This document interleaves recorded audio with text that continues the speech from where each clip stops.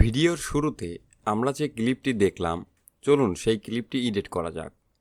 তবে ক্লিপটি এডিট করার আগে জানিয়ে রাখি, এই ক্লিপটি এডিট করতে হলে অবশ্যই আপনাকে এডিটিং সম্পর্কে বেসিক ধারণা রাখতে হবে।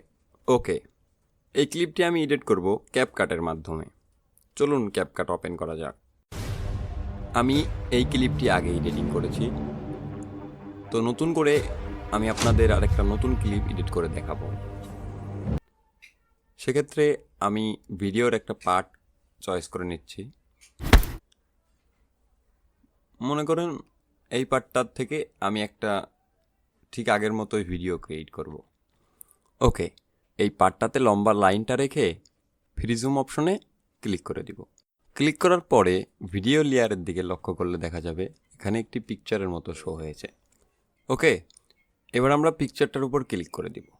আমরা এখানে যেহেতু একটা মানুষকে ব্যবহার করব, সেজন্য আরও দুইটা যে মানুষ আছে এই দুইটাকে কেটে ফেলে দেব। পিকচারটাকে আমরা ভিডিওটার পিকচারের সঙ্গে সেট করে নিব, সুন্দরভাবে সেট করে নিব যাতে মনে হয় পিকচারটা আর ভিডিওটা সেম পজিশনে আসে। সেক্ষেত্রে আমি পিকচারটাকে কভারের থেকে লেয়ারেও নিয়ে যেতে পারি, সমস্যা নেই। এটা যার যার সুবিধা অনুযায়ী শেষে সেট করে নেবে, ঠিক আছে? এটা আমার সুবিধা বিধায় আমি কভারের থেকে লেয়ারে নিয়ে গেলাম, শুধুমাত্র দেখার জন্য যে পিকচারটা আসলে অ্যাডজাস্ট না হলে তো আর ভিডিওটা ভালো দেখাবে না। এই জন্য অবশ্যই তুমি সুন্দরভাবে পিকচারের সাথে ভিডিওটার একটা মিল রাখবে। আমার ভিডিও আর পিকচার ম্যাচিং হয়ে গেছে, এক্ষেত্রে আমি পিকচারটাকে লেয়ারের থেকে কভারে নিয়ে আসলাম। ওকে, এবার আমাদের যে কাজটা করতে হবে সেটি হচ্ছে পিকচারটার ব্যাকগ্রাউন্ড রিমুভ। ব্যাকগ্রাউন্ড রিমুভের উপর ক্লিক করে দিন। অ্যাবাউট ব্যাকগ্রাউন্ড রিমুভাল চেকমার্ক করে দিন। দেখুন কত সুন্দরভাবে ব্যাকগ্রাউন্ডটি রিমুভ হয়ে গেছে। মোটামুটিভাবে আমাদের কাজ প্রায় শেষের দিকে। আমাদের এখন প্রয়োজন টেক্সটের, এজন্য আমরা টেক্সট অপশনে ক্লিক করে দেব। আমরা এখান থেকেও টেক্সট ব্যবহার করতে পারি, কিন্তু আমরা এখান থেকে টেক্সট ব্যবহার করব না। ট্রেন্ডিংয়ে থাকা কিছু টেক্সট যেগুলি আর কি আমি ভিডিওতে ব্যবহার করেছি, আমি আপনাদের সেগুলি দিয়ে দেখিয়ে দেব। সেক্ষেত্রে আপনাকে ট্রেন্ডিং অপশনে ক্লিক করতে হবে। ক্লিক করার পরে এখান থেকে আপনার যে টেক্সটটা ইচ্ছা সেটি আপনি সিলেক্ট করতে পারেন। সিলেক্ট করা টেক্সটের উপরে মাউসটা নিয়ে রাইট বাটন ক্লিক করে টান দিয়ে নিচের দিকে নিয়ে আসলেই টেক্সটটি সিলেক্ট হয়ে যাবে। টেক্সটটি সিলেক্ট করার পরে আপনার সাইজ অনুযায়ী আপনি সেট করে নিন।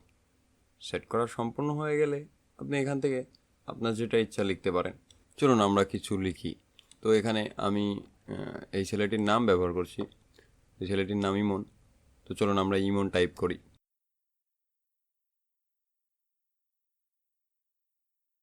ওকে, আমার টাইপ করা শেষ। আমি সাইজ অনুযায়ী টেক্সটটাকে সিলেক্ট করে নেব। এবার আমরা পিকচারটাকে টেক্সটের মতো একটি ইফেক্টে দেব। এজন্য আমাকে অবশ্যই প্রথমে নিয়ে আসতে হবে লম্বা লাইনটাকে, তারপরে বেসিক অপশনে ক্লিক করে সাইজের ওখানে চেকমার্ক করে দেব। যে অপশনটাতে টেক্সটার ইফেক্টটা শেষ হচ্ছে সেই অপশনটাতে লম্বা লাইনটা নিয়ে এসে পিকচারটা টেনে বড় করে দিব, ব্যাস, দিয়ে চেকমার্কটা অন করে দেব। এনাফ। আমাদের যদি একটু এদিক সেদিক হয় তাহলে কোনো প্রবলেম নেই। এখানে ভিডিওর উপরে ছোট্ট একটা বিন্দুর মতো শো হচ্ছে, সেটাকে ধরে আমরা এদিক ওদিক টেনে এটার ইফেক্টটা ঠিক মতো বসাতে পারি। ওকে, তো আমাদের ভিডিওটা এখন প্রায়ই সম্পূর্ণ হয়ে গেছে। চলুন প্লে করে দেখি।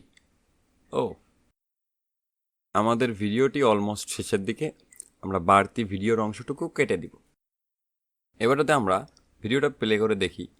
ব্যাস, ওকে, এটিকে আরও সুন্দর করার জন্য আমরা এখানে একটা ইফেক্ট ব্যবহার করব। এজন্য আমরা ইফেক্ট অপশনে চলে যাব। তারপরে আমরা নিচের দিকে একটি ইফেক্ট সিলেক্ট করব, যে কোনো একটি আপনার পছন্দ অনুযায়ী আপনি সিলেক্ট করতে পারেন। ধরুন আমি এটা সিলেক্ট করলাম, এটাকে টেনে বসিয়ে দেব। ওকে, এবার আমরা যেটা করব সেটা হচ্ছে ইফেক্টের সঙ্গে একটি সাউন্ড ইফেক্টও যোগ করব। এজন্য সাউন্ড ইফেক্টে ক্লিক করে দিব। একটি সাউন্ড চয়েস করে সেটা আমরা বসিয়ে দেব।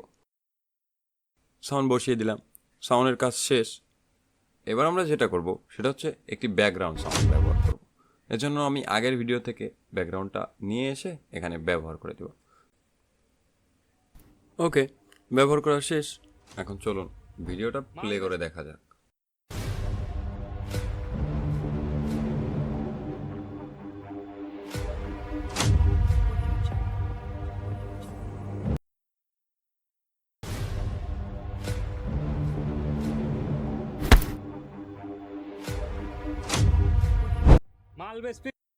ওকে, এই ছিল আজকের ভিডিও।